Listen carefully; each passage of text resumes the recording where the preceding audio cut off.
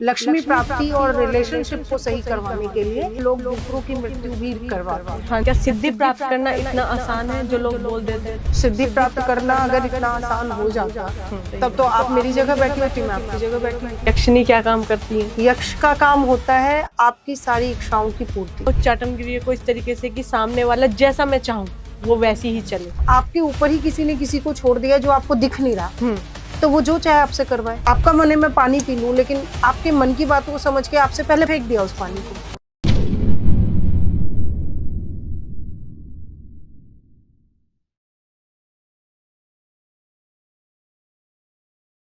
जय माता दी आप सभी को, मैं आद्या, स्वागत है आपका हमारे टीवीटी चैनल पर। तो आज हमारे साथ जुड़ चुके हैं आचार्य जी, जो आज पॉडकास्ट में बताने वाली है कि सिद्धि प्राप्त करना इतना आसान नहीं है और यक्षिणी का असली सच जो आपने कभी नहीं सुना होगा। तो आज इस पॉडकास्ट में ये सारी बातें जानेंगे। तो आइए इनका स्वागत करते हैं। जय माता दी। जय माता दी। तो आचार्य जी, आजकल लोग मारन क्रिया बहुत करा रहे हैं, बोलते हैं कि हमने अपने दुश्मनों पे मारन क्रिया करा दी।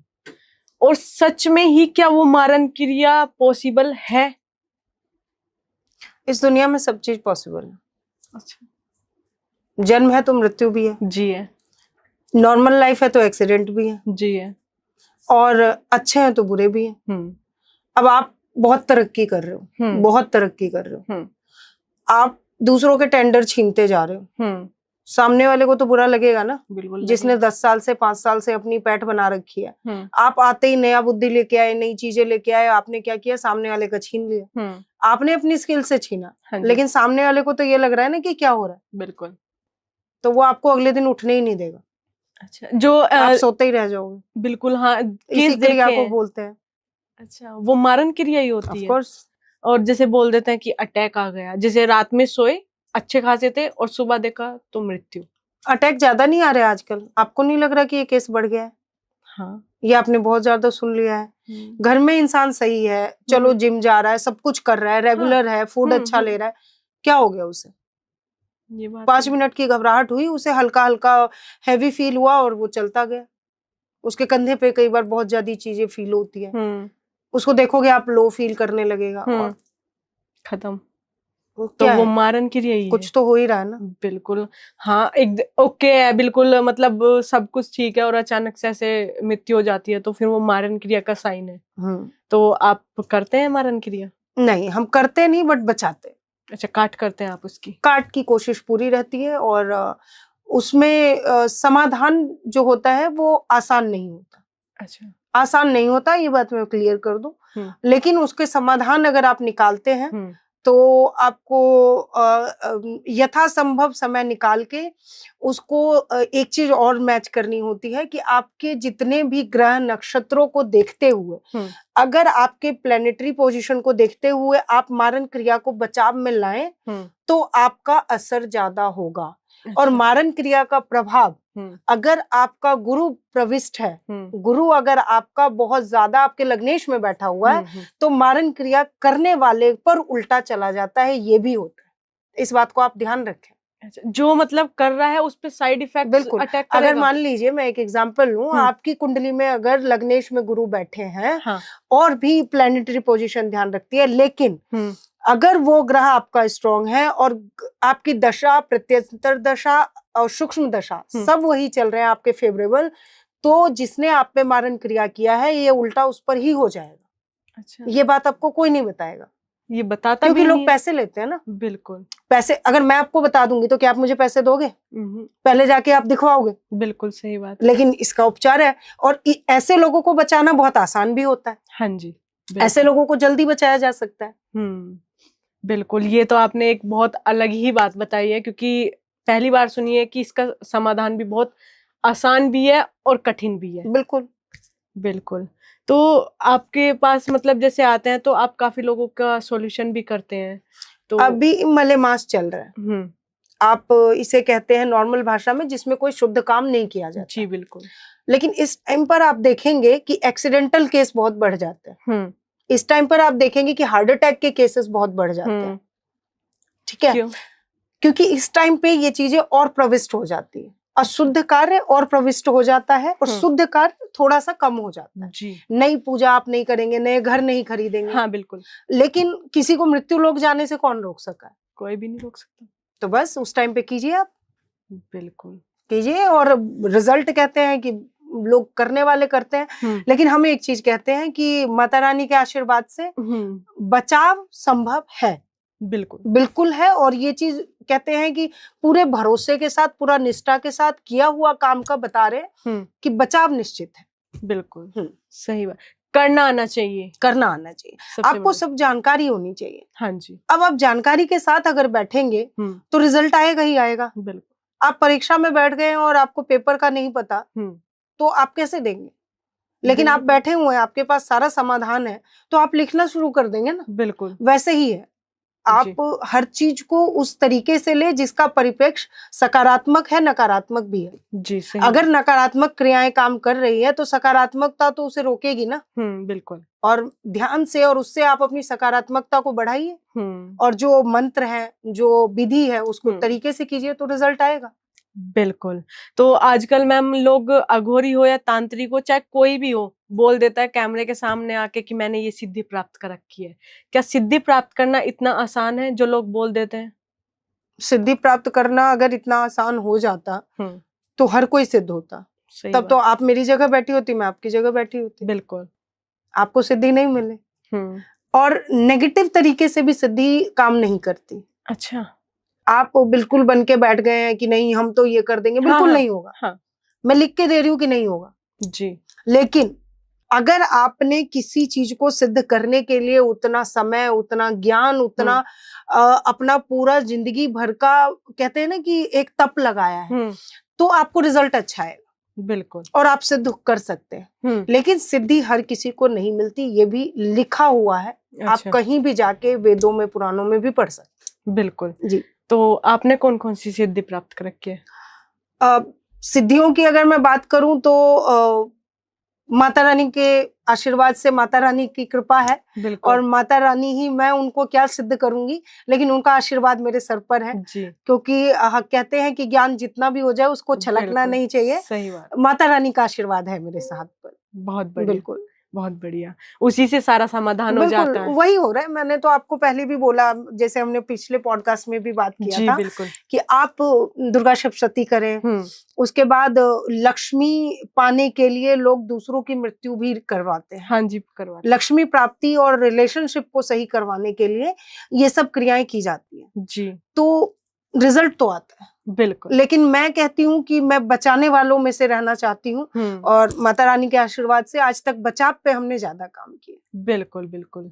लेकिन काम भी करते हैं, अच्छे के लिए करते हैं। अगर कोई सच्चा प्यार पाना चाहता है तो आप उसे दिलाते हैं। कोशिश तो यही रहती है और रिजल्ट भी होता है लोग, मैंने आपको बताया भी पिछले में। अब आप मारण क्रिया की मैं आपको एक बात बताऊं। एक आए थे हमारे पास, बुजुर्ग थे। बहू को ये बहुत ज्यादा चिंता हो गई थी कि सास है और मुझे सब कुछ मिल नहीं रहा, और सास जो है वो 90 साल की हो गई है। अच्छा। अब एक जाएंगी तभी तो दूसरी आएगी, क्योंकि सास भी कभी बहू थी। बिल्कुल। लेकिन अब सास जा नहीं रही है तो बहू को आ नहीं रहा है। हाँ। उनकी भी एज बढ़ गई है। बिल्कुल। उन्होंने अपनी जवानी तो बिता दी, वो बुढ़ापे को भी किसी के प्रेशर में नहीं बिताना चाहती। तो उन्होंने उस पर किया बाद में, लेकिन एक प्रभु कृपा से उनको खुद ही महसूस हो गया कि मैं ये गलत कर रही हूँ जी। और उन्होंने हमारे पास आके सारी चीजें कबूल ली कि जी हमने ये किया। अब उसका समाधान निकाला गया और आज के समय में उनकी सासू माँ भी ठीक है और वो भी है और सही चल रहा है। अब जब तक उनकी प्रभु इच्छा तक, मैंने क्या आपको बताया था, गुरु अगर आपके परिप्रेक्ष्य में है बिल्कुल तो करने वाला या तो खुद जाएगा या वो सुधर जाएगा। बिल्कुल सही। ये उसका एक इसलिए बोला क्योंकि मैंने भी इस केस से, इस स्टडी से हमने सीखा था जी। जी बहुत बढ़िया। बिल्कुल। तो आजकल मैम उच्चाटन क्रिया बहुत चल रहा है। सारी क्रियाएं चल रही है जी। तो उच्चाटन क्रिया को अलग अलग तरीके से डिफाइन करते हैं लोग, तो आप बताइए कि उच्चाटन क्रिया है क्या और क्या कार्य करती है? चलिए, आपने अगर नाम सुना उच्चाटन तो आपको क्या समझ आया अगर मैं पूछूं तो? हमें तो कुछ समझ में, मतलब अलग अलग तरीके से बताते हैं। कोई कच्चे कलवे से थ्रू बता देता है, कोई मारन क्रिया से बता देता है। देखिए, जो हमने समझा है अभी तक के अपने केस स्टडी में, उसमें ये है कि कोई भी ऐसी चीज जो कि नकारात्मक है उसको आपके साथ लगा देना, अच्छा, जो कि आपके अंदर की शांति को, आपके मन को कहते हैं कि अस्त व्यस्त कर दे, और जिसके बाद आप वो ना कर पाए जो जिसके लिए आप इस धरती पर आए हैं, आप उससे अलग ही ट्रैक पर जाने लगे। अच्छा, ये उच्चाटन, बिल्कुल, इसको बहुत सिंपल तरीके से हम समझते हैं। जी। अब इस क्रिया का असर भी कुछ अलग नहीं है, जो सब में होता है हाँ, वही इसका भी असर है। अच्छा, बस इसमें एक चीज है कि वो कहते हैं कि कोई चीज एकदम से रिजल्ट देता है, कोई चीज टाइम लेती है, तो ये बिल्कुल। Time taking. अच्छा, इसकी टाइमिंग जी। होती है, बिल्कुल। तो काफी लोग वो भी कराते हैं उच्चाटन क्रिया को इस तरीके से कि सामने वाला जैसा मैं चाहूँ वो वैसी ही चले। अगर मैं उसे बोलता हूँ बैठ जाए तो वो बैठे। तो उच्चाटन क्रिया क्या सच में ये काम करती है? हाँ, बिल्कुल करती है। अच्छा, अगर कोई आपको, आपके माइंड को, आपका माइंड लैपटॉप है, उसमें रैम और रोम मेमोरी फिट है, बिल्कुल है। अब उसको आपके हाथ में कमांड्स है सारी। हाँ अब जी। आप जो कमांड देंगे वो वही करेगा। बिल्कुल। तो जब आपके ऊपर ही किसी ने किसी को छोड़ दिया जो आपको दिख नहीं रहा, तो वो जो चाहे आपसे करवाए। जी, बिल्कुल। आपका मन है मैं पानी पी लूं, लेकिन आपके मन की बातों को समझ के आपसे पहले पानी पी गया, हाँ, या उसने फेंक दिया उस पानी को, तो आप तो कर नहीं रहे हो, नहीं, तो वो सिर्फ एक उच्चाटन क्रिया है। चल रही है। बिल्कुल। तो आपके पास केस भी आते होंगे, रिसेंटली कोई केस आया उच्चाटन क्रिया का? रिसेंटली अगर केस की मैं बात करूं तो एक बहुत छोटी सी बात थी, मुझे तो बहुत छोटी लगी। दो बच्चे थे जो बहुत अच्छे यूनिवर्सिटी में पढ़ रहे थे। उन्होंने एक दूसरे के कंपटीशन के लिए ही, कॉम्पिटिटिव एग्जाम के लिए दूसरे पर करवा दिया, जिससे कि जो वो सोचे वो मैं लिख दूं। अच्छा, क्योंकि वो क्लास का टॉपर बच्चा है, जो वो सोचे वहां ये मैं लिख दूं उसके लिखने से पहले। और इसका रिजल्ट ये हुआ कि एग्जाम के बाद दोनों ही बहुत बुरी स्थिति, गंभीर स्थिति में आ गए। अच्छा। तब जिसने करवाया था उसने कबूल किया, फिर उसका इलाज किया गया और समाधान निकला। प्रभु इच्छा से दोनों ही अच्छे हैं, अभी स्वस्थ है। आचार्य जी, आजकल यक्षिणी का बहुत ट्रेंड है, तो यक्षिणी भी बताइए, फिर यक्षिणी क्या काम करती है? वाह, एक सुंदर स्त्री इमेजिन कीजिए। अच्छा, जिसको देखते ही मतलब मन से निकले क्या बात। बस वही होती हैं जो आपके साथ रहती है, दिखती नहीं है, लेकिन जब वो मंजलिका रूप में आती हैं, हाँ, तब आप उन्हें देख नहीं सकते। वो आपके सारे कार्य सिद्ध करेंगी। आपने जिन्न सुना होगा? हाँ जी, सुना। जैसे मुसलमानों में होता है, बिल्कुल। बड़ी सारी बचपन से हम कहानियां पढ़ते, बिल्कुल, वैसे ही होता है। अच्छा, यक्ष का काम होता है आपकी सारी इच्छाओं की पूर्ति, लेकिन उसके बदले उसे हमेशा अपना कुछ ना कुछ चाहिए होता है, जो उसका स्वार्थ सिद्धि है। अच्छा, अगर आपने उसको उसका नहीं दिया भाग, तो फिर वो आपको नहीं छोड़े। तो इसका एक साइड इफेक्ट भी है, अगर वो बहुत कुछ बड़ा साइड इफेक्ट है।